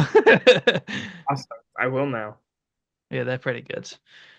Yeah, I mean, like the anoles are like something that, like, alongside looking at all of that, the things that we can do with anoles is going to be fascinating. Have you ever thought about any of these species that are the obscure ones, also starting some sort of like playing with some colorations coming out and making a line of certain things of those species in the same way that you're going to go blue with the greens and red with the browns? That's a confusing sentence to say, isn't it? Yeah, no, I get it. But the some of the Anolis roquette, the Martinique anole, I've had some different lines, quote unquote, hatch out looking different, and I've just kind of slowly started making designer. I just call them designer because there's so many localities of those, and people stick to localities of those Martinique anoles. Um, that I just kind of have mixed a few to make certain looks, Hmm. and it's been cool. It's been fun to do, and they look beautiful. Um, but besides that, I haven't done too much besides the red anoles and those blue green anoles. Just because, like I said, I'm a little biased towards the natural look, but again, I'm still picking the holdbacks I think look the best. So at some point, they don't really look how they would your average wild one. But yeah, I've been playing with it. I've gone through like a whole journey in herpetoculture. I started out like so purist, hated morphs, never wanted anything to do with it, and I was like, all locality, pure things, this, and now I'm like, oh, all the logic of it is just fallen short, and I've realized like none of it matters to me now, and like locality is like a made up concept unless I actually get gene flow from that locality and I actually Right. pick from like generic animals, not the prettiest. Because then what you effectively end up with line breeding a morph that's drifted away from the locality, and you've just got a morph at that point anyway. So how can I be Right. against morph but into locality when the locality ends up as a morph anyway? I was like, do we not want to get more um captive bred and better feeders and better captives and actually enjoy human interaction or at least tolerate it better, be better breeders, maybe have better yields? You end up you're just talking about domestication and the obsession with the wild. For me, I realized I was being silly because I'm like because it all ends up the same thing anyway. Uh-huh. I think it depends what you're talking about. For example, if you're talking about a green anole, where they're so widespread, they, you know, they have a huge range, multiple states in the US. That makes sense to me. But for example, something like um, Caribbean anoles, where they, for example, I have a couple localities of brown anoles from different islands. Uh, some tiny in the Bahamas, some Cuba, and of course there's the Florida ones and stuff like that. You can tell a difference, and I think it's cool to have the difference because those differences happen naturally, and it's cool to Hmm. keep. And then also like species like Anolis oculatus, which is from Dominica, there's three subspecies and they are visually different. Even though technically now they're saying they aren't subspecies, but even if they're just localities, they are totally different looking. And there's now invasive Puerto Rican crested anoles, which are like taking over and like eating and outcompeting the populations of the Dominican anole. So being able to keep stuff like that pure just for the fact of these do look different on different parts of the island in the wild, and they're only on this one tiny island in the whole world. And there's a chance that not only are they now protected because of the invasive species, but there's a chance that we'll never get them again from the wild, and they could be gone from the wild. That's kind of the reason I try to keep some of that stuff pure, just because they could interbreed, and I'm sure I could make something that looked cool, but it's like cool to see what they were supposed to look like, even if it is my little tweaks and iterations of I thought this baby looked the best and that baby looked the best. Yeah. It's it, again, it's in my mind that it looked cool, looks how it's supposed to look. So But not even necessarily the designer stuff is how because you it's how you want it to look right. versus doing that is how you want it to look. So it's all the same thing. If like it's this and not this or if that makes sense. Yes. Yeah. We get very strange things pop up here. It's like no one looks after these like appreciable populations of these different things. But then you're randomly get something random come through, like Anolis equestris. Is it Budai or Budai? Yeah. Budai. Yeah, they're in a shop near us, and it's just Really? yeah, they're random. Those are amazing. I Are they prevalent in the US too, or zero in the US. really? Yeah, those are like a holy grail of Equestris for a lot of people. Uh-oh. Run to Really, the shop, those are Ellie. really The those problem that we, if they're for sale, you should get some. the problem we have is that they're also a brother and sister pair. So Hmm. he had the adults, he sold the adults, and then he's raised the two babies, and it's a brother and sister. I'm like, Well, uh, there's a one point there's an adult male as well yeah. as so it's going to be like a complete like inbreeding situation. But Right. Well, who, a lot of these species started out that way, and of course, it's not ideal, but it's sometimes that's how it goes with herpetoculture. From the few Chem, come many. So, yeah, I'm thinking about the price now, and I'm like, oh,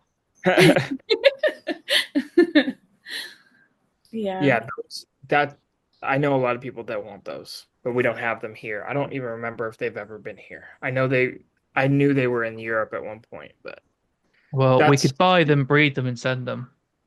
yeah. Well, the problem is they're CITES 3, So Ah, I'm not sure they the have paperwork.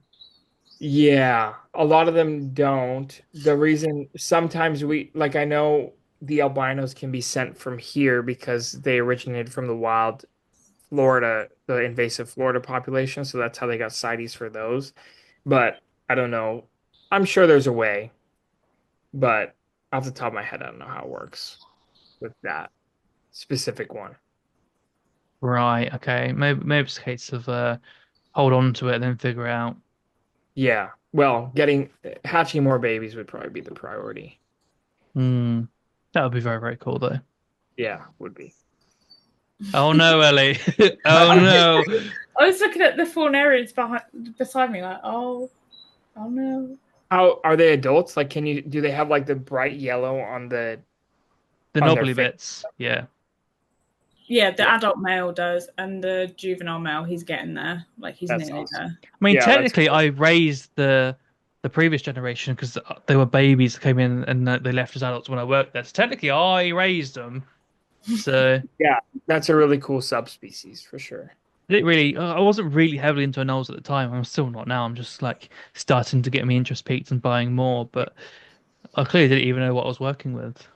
Transversalis was there as well. They Those are not those I wouldn't recommend very many people getting unless that's all you care about and you're gonna spend an hour or two a day on them. well, they died, I think, in the Yeah, end. Yeah. sounds like transversalis. But Unfortunately. there is someone that breeds them though, in the UK, and I think that's one of the only things he does breed. Yeah. And that makes sense because of what you said. Yeah, It's that ethical question of like, is it worth having something in the hobby that is so delicate when there's Right. like better options and things like that? Like, I do see their beauty, but yeah, I don't think I'd mess around with them too much. Right. yeah. Your Shinosaurus. I mean, Shinosaurus is like one of my like all-time wish list animals. I was gonna be the stud book keeper for Shinosaurus for like all the zoos in the UK. Um, Hmm. and I was like, oh, I could get someone to come to my house. But I didn't Yeah. do that in the end. But I mean, they are definitely a species that like really really interests me. They got some really cool papers in the wild as well, looking at like the branch diameters they sit on and everything, like the depth of the stream, what the rocks were like, the diameter of pebbles. Like they've gone nuts in terms of observing the habitat of there. So you could literally take measurements of sticks and recreate the things that they say that they select for in the wild, and I think that's really cool. Yeah. Shinosaurus are just a species that I've always loved. And I've yeah. They're one I always say if I had to get rid of everything and only keep one thing, those would be the ones. Just back to a hobby. Those are just amazing to keep because they sit out all day. You can build a really nice paludarium and watch them, and they're fairly interactive, and they're just a little dinosaur. Just Definitely really little cool. dinosaur. Yeah. So one of my top favorites for sure. See, one of my dream ones was the bearded anoles. So when I got offered the Anolis barbatus, I couldn't say no. Mhm. The male is called Norbert because he's a knob. So like he doesn't fit the species specific, like they're meant to be like really docile and like good pets. And Mhm. in the shop, he literally was flying off branches to grab people. So since coming here, he's calmed down a lot. But yeah, I got them for a really, really nice price because they were literally like, please, like I can't get rid of them. Because every time someone would be interested, Norbert would show himself as himself. And yeah, so they've been Yeah. really, really fun to work with so far. That's a cool species, not only because they're amazing, just in general, but the way that they have taken off in the hobby, in a good and a bad way, because like 5 years ago, they were like over $1,000 a pair, and now you can get them here for like $60 a baby. So that's just the nature of anoles. I mean, they just are fairly easy to produce, and they have a lot of babies when they're going. So it's a cool kind of success story that something that used to be unattainable to a lot of people is now kind of like a common household pet that I've seen at Petco and PetSmart here for $50. So it's I don't want to say it's a shame that such a like rare, obscure, special animal has become like that because they are just if you take away the fact what they've become in the past 5 years, like 10 years ago, that was like an insanely rare, unusual animal. And they still are when you just take a look at their scalation and their giant heads and just the way they live in the wild, they're an amazing animal. So it's cool and kind of not lame, but kind of like a bummer that people don't really appreciate them as much as they should be, just because now they're so common. I mean, even same with the bearded dragon. That's such an amazing animal, but it's just become like how many people just give them up for adoption because they don't want them anymore. But when you think about the way that animal lives and what it is in the wild, that's also just an amazing animal.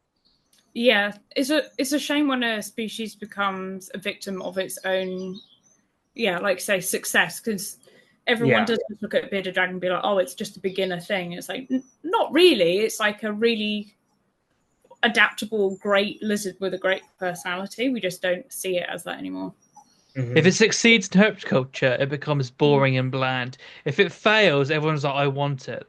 How is that the way we've ended up?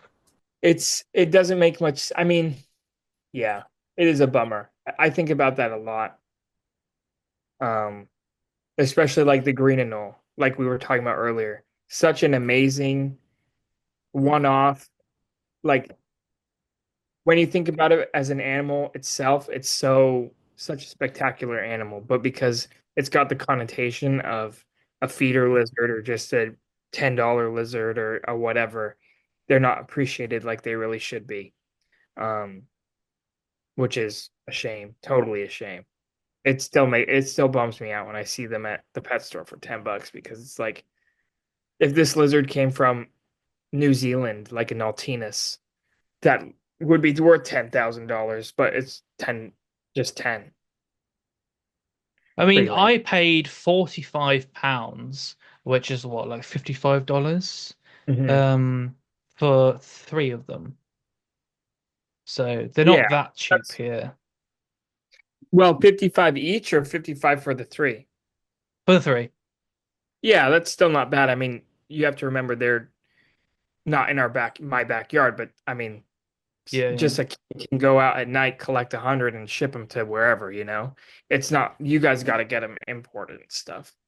But here they're like, I could buy them for $3 each if I bought a bunch, which is a shame, but it is what it is.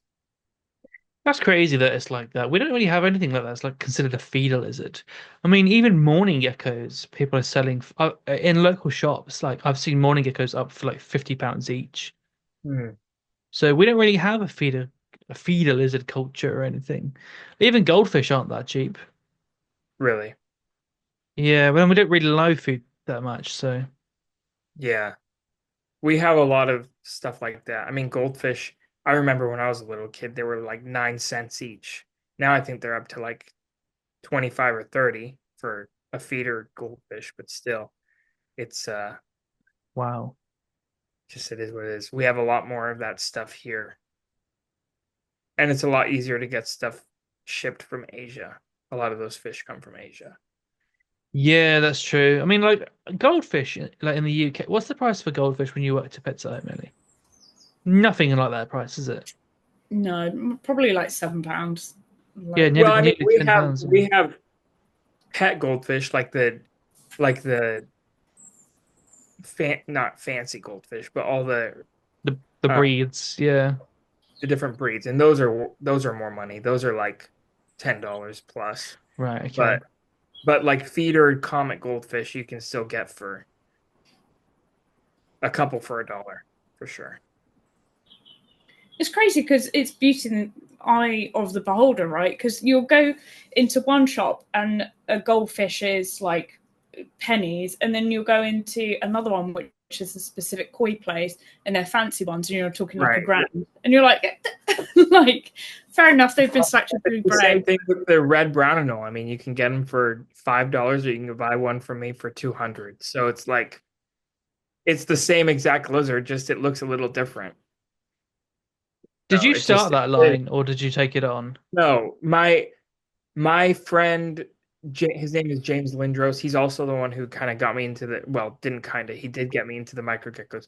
He started the original red ones I got were from him. And then I also got some red ones wild caught from Florida and crossed those in.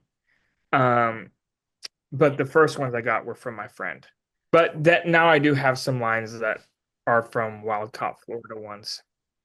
That's how it starts, right? If we look at like what happened with dogs and everything's back in the day, like they would take someone else's because there's no wild caught dogs, so they would take someone else's lines and then take their line and build upon it and build traits from Right. elsewhere and make it and take it in this whole other direction. So that's we are emulating every other culture, aviculture, aquaculture, dogs, farming. We're just lagging behind. But then rather than just say the word breed, which is really what it is, we're like we want to say any word apart from breed. It's so funny, isn't it? Right. Yeah. Yeah. People for some reason like line and they like morph, but I don't know. Yeah, we haven't gone far enough in herpetoculture to call something its own breed because it just doesn't feel like that yet. I feel like if I someone I actually mean, if you focused think on about making a breed, aquaculture and koi and stuff, that's been going on for hundreds, if not thousands of years. Same with dogs and livestock and plants and stuff like that. Herpetoculture, I mean, how long have people been seriously breeding reptiles? Not even 100 years. So it's like, I think we haven't got to yeah. Although that point. saying that, there's a lot of dog breeds that are coming out that are new dog breeds that are not old at all. They're like decades old. So. Uh-huh. So, I mean, if someone like if you were to work on something for like 15, 20 years and you wanted to call it a breed, I would accept that personally.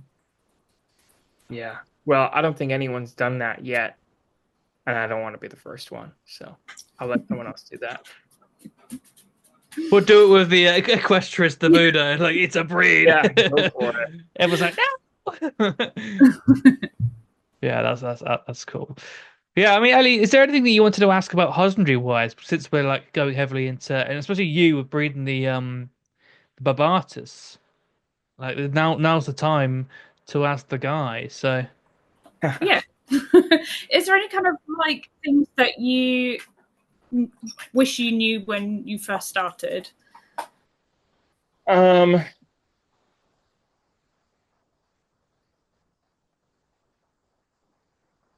how expensive everything is. No, I'm kidding. It's no, I don't know. I just wish I don't know. No, I can't think of anything. Just it's more about business than about the breeding. mm, Just I've had a lot of learning curves when it comes to doing it as a business rather than uh the breeding aspect. So, but breeding wise, it's when it comes to these animals, I mean, they're kind of built to have a lot of babies. So, as long as you're keeping them happy and they're well fed, then they will usually have babies. So, that's the nice thing about them. Just being able to find homes for babies is sometimes with certain stuff like can be a problem, and sometimes you can never have enough babies. It's like goes in very cyclical weird things like mm, the red brown noles. The first 2 years I was producing them, I could not produce enough. Then last year I held a bunch of stuff back. I ended up with like over 10 trios, and that creates a lot of babies, and I had like there was a less interest in them, and it was like, dang it, what, like, why didn't this year people want them when I actually have them? And then I ended up selling a lot of them like out of the country, kind of for a discounted price. And then of course now people are like bugging the heck out of me, and I'm like, why didn't you message me like a few months ago? So it's like sometimes there's weird cycles with this stuff, and it's like one random video, not even my videos, like someone can post a random video that you didn't even know existed, and all of a sudden 100 people have interest in something. So it's the internet can really influence um the desires and wants of people. I mean, we live in such a weird time where people see something and they can look it up and buy it within 5 minutes of Mm. learning what it is. Like it's that crazy that it's not like people are doing all the research and stuff. So it's like, and I don't try to contribute to like that impulse purchase stuff, but it is like the more information and videos you put out keep on people's minds, the more likely people are going to buy stuff. So when people have something like, oh, I've seen people buy pairs of lizards from me and they keep them, they breed them, they do great with them, but they never had any presence or never like told people they had them, or and then randomly they just post them and try to sell them and no one knows like who they are. So it's a lot less inviting for people to send someone money that they don't know who they are versus like someone like me, like you don't necessarily know who I am, but you see that I'm not just like a random scammer or something, you know what I You're mean? Even though, accountable as well. right, all these people are great people, but they don't have not necessarily a reputation, but like a the people just get sketched out online buying stuff. You guys wouldn't have that problem because you guys have stuff online, but that's just something if I'm giving advice to other people if they're breeding and trying to sell babies and stuff. But when it comes to breeding anoles, it's like fairly dummy proof, I would say. There's not much more advice I could give besides just keep them happy and feed them and make sure they're warm enough because some people don't make the mistake of not keeping their nose warm enough and it they don't have they have a when they're warm they have that fast metabolism and they that's when they really start producing because in nature that's when they start really breeding is when it's warmer. And they can kind of shut down when they're cold, so just keep them warmer than you might think. Give them a hot spot for sure and Yeah, use your ours have got temp. basking spots. Yeah. Yeah. Yeah. So that's important. Like I would recommend that to most people. I don't do that because the room I'm sitting in is already like really, really warm. So then the Hmm. UV light creates a nice warm area if they have a branch right above there. So, um, but yeah, that's probably a good piece of advice to people keeping those. Keep them warmer than you'd think. Yeah, we kind of need our basking spots because our house is can get it's got an old house, it gets quite cold. We can but I can brumate my colubrids in the vivariums because that's Oh wow. how cold things get. This room that I'm in will go down to like 40 some nights. So yeah, we definitely need our basking spots and stuff. Yeah. Do you ever give females a break? Because we've obviously got don't know why I said obviously. We've got a male and female in two separate vivariums, which Mhm. she has just laid the clutch and she's like basking and knackered and we're feeding her back up again. At what Right. point do you go, right, you're ready, back in together? Yeah, so I don't separate them, but I will cool things. So like during this winter, I got everything like I mean, I use Fahrenheit, I don't know the Celsius conversion, but I can try and convert. I'm getting better at it.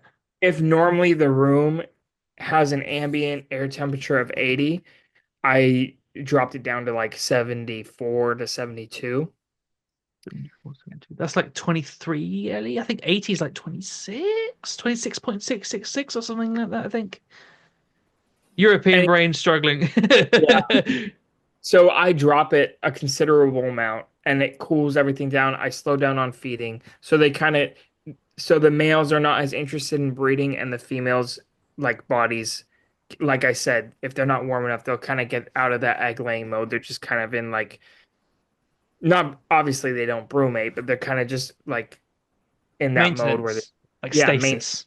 yeah. So it gives the females a break to kind of rebuild Mm. from constantly laying eggs and stuff. And then like the past month or so, I've bumped it back up. I changed the light cycle. The lights are on longer again. And so now everything's breeding again, and I need to go collect eggs because eggs are being laid for sure. So that's kind of how I slow them down because I have so many. I don't have space to like if I have 100 pairs in 100 cages, I don't have 100 empty cages to go put females. So that's kind of the way I do it so that I don't have to separate them. Do you find that females burn out faster when they're cohorts naturally? When I cool them, no, they do well. But if you keep like anoles will breed year round if you don't give that give them that break. And then yes, females can get like they'll lay for 2 or 3 years, but they won't they'll live like 2 or 3 years. Versus if you give them that break, I have females that are like 7, 8 years old and they are still laying eggs. So naturally, and like I said, you can tell they're old, and in the wild they Hmm. probably wouldn't live that long because like I said, they would have been picked off. Um, but they can go that long. Same with these micro geckos. They can I have a friend who has a pair that's over 12 years old still laying eggs. So, and I know people who have had them longer than that. I don't know if they breed, but they've been alive longer than that. And naturally, you wouldn't think that because they can mature and breed in 6 months and they're laying a bunch of eggs constantly. But it just, they can live a lot longer than we think. They just don't always have that opportunity in the wild. Well, my friend's got green anoles, and his are around 13, something like that, and they're still Wow, breeding. So that's amazing. Yeah. Yeah, they can live a long time. I mean, even the giant anoles like the equestris and stuff like that, they can live over 20 years. So, and those ones do have that chance in the wild because they're like in Cuba, they're basically the top of the reptile food chain besides like the Cuban boa. So, which wouldn't really ever eat them. Um, so besides birds picking them off, those giant anoles can live like 20, 25, 30 years, which is pretty crazy. Do you ever feed them like whole prey items? Because obviously they would be picking other anoles off, or do you stick to insects? Yeah, I mean, if I ever do have coals or stuff, I will feed them to larger anoles. And makes sense. yeah, so there's no reason I would rather have it be used than just, frozen or thrown away or something like that. So I'll do that. Because when you feed a nightingale, another lizard, it like unleashes something in them that you've never seen before because that's more than half their diet. I mean, that's what they eat. They eat in the wild, those nightingales are eating a lot of fruit and they're eating lizards. They really aren't eating that many bugs. So they love that.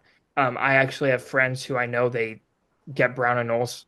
I mean, invasive brown anoles from Florida, and half the diet they feed is brown anoles, and I know people who breed brown anoles just to feed to their night anoles, and the lizards love it. Um, I don't do it a lot. Like I said, it just happens if I have something that hatches out that isn't doing good or that hatched out weird because I hatch so many lizards sometimes. I have colds like that, but um, other than that, I'll feed like large hornworms and dubia and stuff like that. But no, I don't go out of my way to feed lizards. With your incubation, are you finding that a different incubation method and temperature for different species, or have you found some sort of homologous, like generic zone that you found that works for everything for yourself?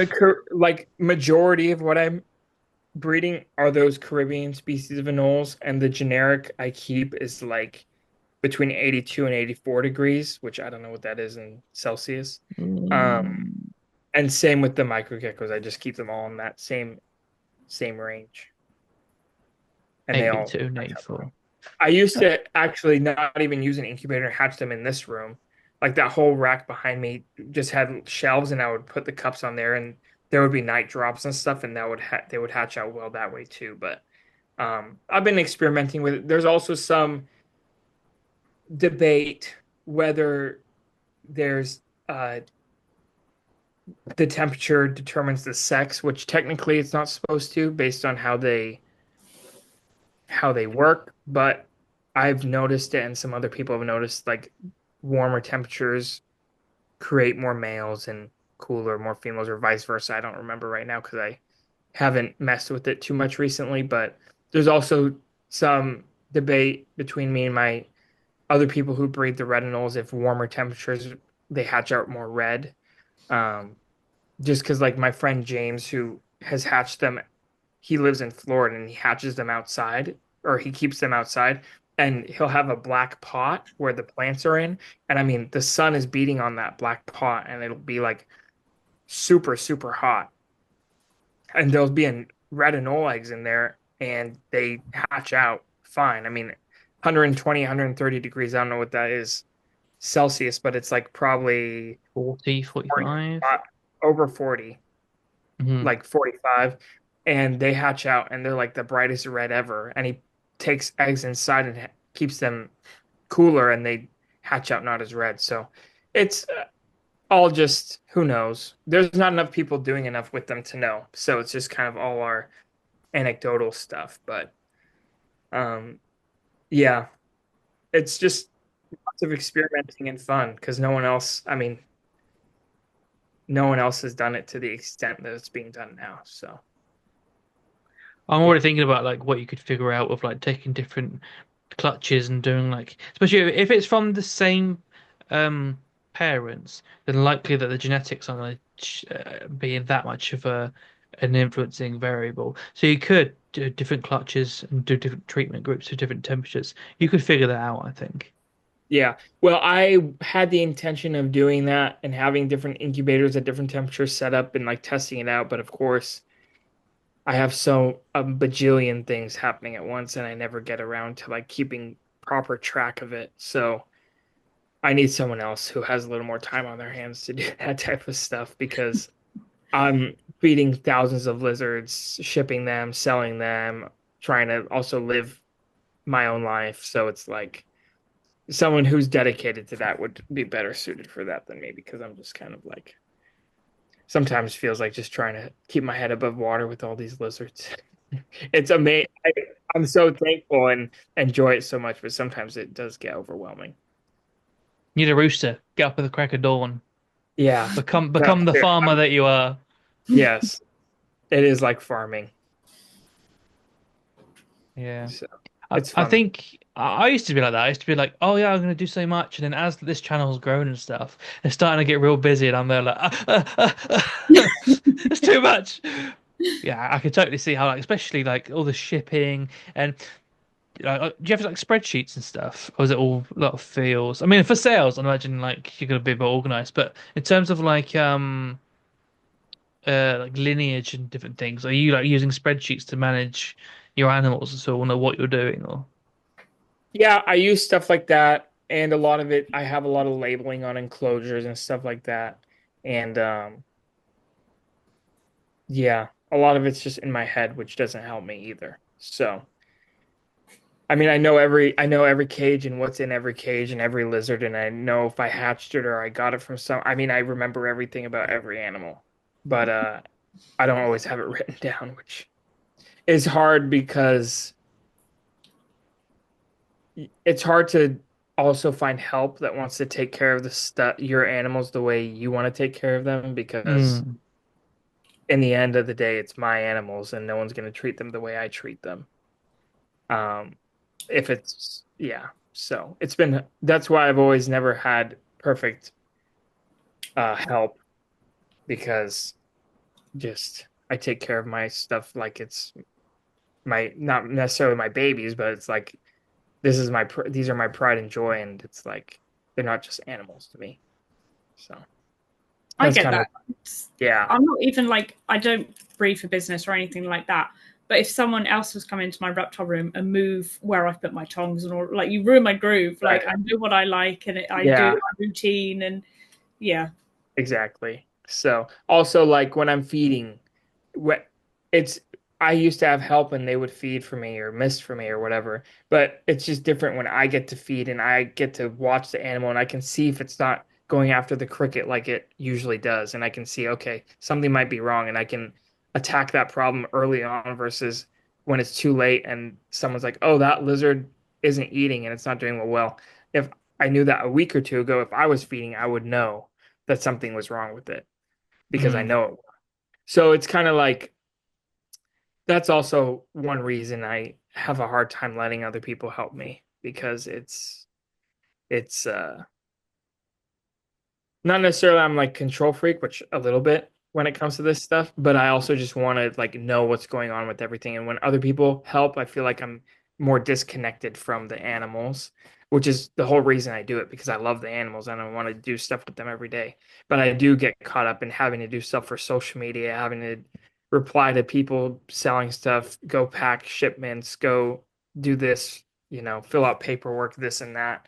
So it's just turning it into a business has been interesting, but fun. With your social media, what's your philosophy to your social media? Because your shorts, you're very, very, very good at the shorts. So I'm wondering, like, this is me being like social media brain now. Like, what's Right. your philosophy around that? The viewers are like, this isn't lizards. I don't care. I want to ask this question. Um, most basic way to explain it is like just make something that a 7-year-old would watch to the very end. Because in the Ooh. end, when we're scrolling on Instagram or TikTok, our brains are reverted to like 7-year-old. And if our attention isn't kept for that whole 20 seconds or whole 40 seconds, then it wasn't a good video. So the main metric I try to shoot for is watch time. How if I can get people to watch the whole thing, that's what is most important to me. So trying to begin it with something to like intrigue someone, but they don't get the answer right away and they have Like a a hook. question and to watch it. Yeah, a hook of sorts just to make them like they saw something and they want to see how it's going to end. Like the perfect formula for that is building an enclosure because they know it's going to be something interesting, but you have to watch the whole thing to see it happen. So you don't So show the end result at the first to see like what they're gonna get. sometimes, or you can give it a little glimpse of what might be going in the enclosure or something like that. Because if they see a really cool lizard or they see golden mantellas, they obviously want to see like what is that going to live in. So those videos always are successful and do well. And yeah, it's just I try to not obviously I'm saying you have to make it seem like you're catering to like 7-year-old minds, but I also try to make it somewhat educational where it's not just like total clickbait, total like nonsense. Um, I like to at least share information and knowledge along with it or try to. And sometimes that hinders how the videos perform, but the whole reason I do it is not only to help me sell animals, but just to create interest in reptiles in general. Because at one point I was a little kid that obviously we didn't have social media like that, but there was like Steve Irwin and stuff, and that's where I piqued interest, like watching Animal Planet and stuff like that. So if I can, and I've met so many little kids at reptile shows that I've been that are like show me that they follow me and that's like the coolest feeling ever is like the reason they came to the reptile show was because they saw my videos and they made their mom take them there. So that's like the biggest reward for sure. um but going back to like just how to make good shorts is just yeah, making it engaging as long as possible and information, but also not monotonous that it's too boring. It's a very fine balance, and I definitely don't stress. I mean, I make more boring videos than I do really exciting videos, but that's kind of the. I try to reel in people with the exciting videos, and then once they're watching, they can go back to my page, and 75% are a little more educational. So, yeah. Yeah, you're describing a lot of like tactics that I'm like, oh, I know that, I know that, I know that Right. tactic. So it's It's funny how all we all com come to we it's all come to the same common sense, but it's conclusions. sometimes hard to put into practice, especially when you It's a want to, vibe as well. right. Yeah. When you want to, because, yeah, it's tough. And the algorithms of the apps are constantly changing. Like at one point, you were better off to post a 10-second video, and now you might be better off to post a minute and 30-second video. Well, making a 10-second video is a lot different than a minute and 30. Making a narrated video is a lot different than making an ASMR video. So it's like you kind of have to adapt to because like I remember you couldn't even post over 30 seconds on Instagram and now like you can post a 10-minute video and it's like, well, on TikTok you can post an hour video. It's like, what do you want us to do? And now Instagram, they did that and now they are like pushing like carousel photos, like multiple photo posts rather than video content. And it's like they're constantly changing. So I kind of just have stick to what I do, and I haven't. I mean, I grew a lot of followers like a couple years ago, and I've kind of stayed stable at where I am now, and I've just kind of accepted that it's going to stay that way, which is fine with me. And That's what you it just need now, right? Because it's just market. right, I've never known anything where it's like normally if you have a product, you pay for marketing, and that is the exchange. But now you can actually do marketing, and you get paid. The marketing pays you whilst you're marketing the product. It's very, very strange world now, isn't it? yeah. And of course, I mean, I don't do enough YouTube, which I should, but like Instagram pays nothing, TikTok pays nothing, Facebook sometimes a couple $100 a month, but it, I enjoy making the videos and it's just helps me sell stuff and just shines a good light on the hobby, or at least I hope it does. Um, so that's kind of why I do it, and I continue to. It's so true when you say about if you start talking a bit like if you start talking a bit too advanced, that definitely affects Yeah, the performance of your video. advanced, you can't talk advanced at all. And when I talk, say educational, it's just like not having a snake bite me, basically. Just being able to explain, like, this is a micro gecko, this is an anole, and it's cool because of this. Versus if you start talking about why bell peppers are better for gut loading because of this, that, and this, I mean, you'll get 5 views. You know what I mean? I'll be one of the views, but it won't be a million views of the average people who don't even know why you would gut load. Versus when I do a feeding video and I show like 1,000 crickets in a bucket getting calcium poured on them, and then a knoll's going crazy eating them. That's much more engaging. And then you can hope they read your caption, which explains why you're using calcium. And then that will lead them on the trail of learning about that. Versus trying to put it all in one video and getting 0 views. I hope the million people that watch the video, 1,000 of them might do the further research that's required. So that's I my have my that, yeah. philosophy. That like, you've literally said the same thing that my other friend that does YouTube teaches me, but I am so like academically coded, advanced coded that I really, really struggle. I really Yeah, struggle that's to the not problem. just It's not like a movie theater where people are sitting in the chair and they're forced to watch. It's like they have the option to leave at a split second and you have to catch them and they can't want to leave. So that's the big, big challenge with short form content. yeah. Have you ever seen the movie Whiplash, where it's the Oh, I drummer haven't. kid? Oh, it's so funny because he's like drumming, and the teacher is like, he hits him with like a cymbal or something. He's like, "No, do it again." And he's like drumming. He's like, "No, do it again." And me and my mate was like, he does really well on YouTube, and he was like, "Why did you say that? Why are you talking about that? Like, you just ruined the video." And I was like, "What about this one?" He said, "No, you've done it again." And I'm like, "I can't help it." Yeah. Yeah, It can I'm be having to it can train my brain. Yeah, it can get super analytical. Like like for example, Facebook, you can watch, and on YouTube too. I just don't use YouTube a lot. You can watch where the drop-offs are when people stop viewing, and you can go see, oh, well, it got boring there, or I stopped talking for this amount of time, or I started talking about this, and it's like, okay, people tuned out there. So then you can like learn how to tweak what you're talking about, how you're talking, and all that stuff. So it's a really a science and an art and a lot of trial and error and not being afraid to mess up. But like, there's a lot of times where I think a video is going to do so amazing, and I love the video, and I post it, and it Tell me absolutely, about it. and it's like, oh my gosh. But then you realize, well, you start remembering, well, on an outside perspective, I'm scrolling through my feed, seeing videos of food, videos of people on vacation, videos. Why would I stop and listen to this? So, and then other times videos do good that you didn't think would do good at all. And it's like, well, in hindsight, I guess I see why it did good, but it's also the luck of the draw. I mean, sometimes they just do good and sometimes they don't. I've reposted videos. The first time did terrible, and I'm like, this is too good not to do good. And I repost it and it does 10 times better the next time of a month later. So it just lots of messing around. Same with breeding reptiles. Just sometimes you got to keep trying different things. And once something works, keep doing it until it doesn't work anymore.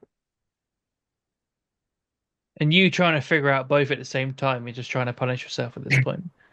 Yes, exactly. All right, well, this has been amazing. There's so many questions I had about like anoles and stuff, and like it's been amazing. I'm gonna try not to talk about Ziaxathena and stuff, but I am I'm my own punisher at this point. It's terrible. Is there anything that you want to ask? Final ask, Ellie, before we let him go. Well, Armin, it's been amazing. So thank you so much for coming on. Thank you guys. It was super fun to talk about, and I mean, I enjoyed it a lot, and hopefully you guys did too, and whoever watches it. But yeah, it was super cool, and we can do it again whenever.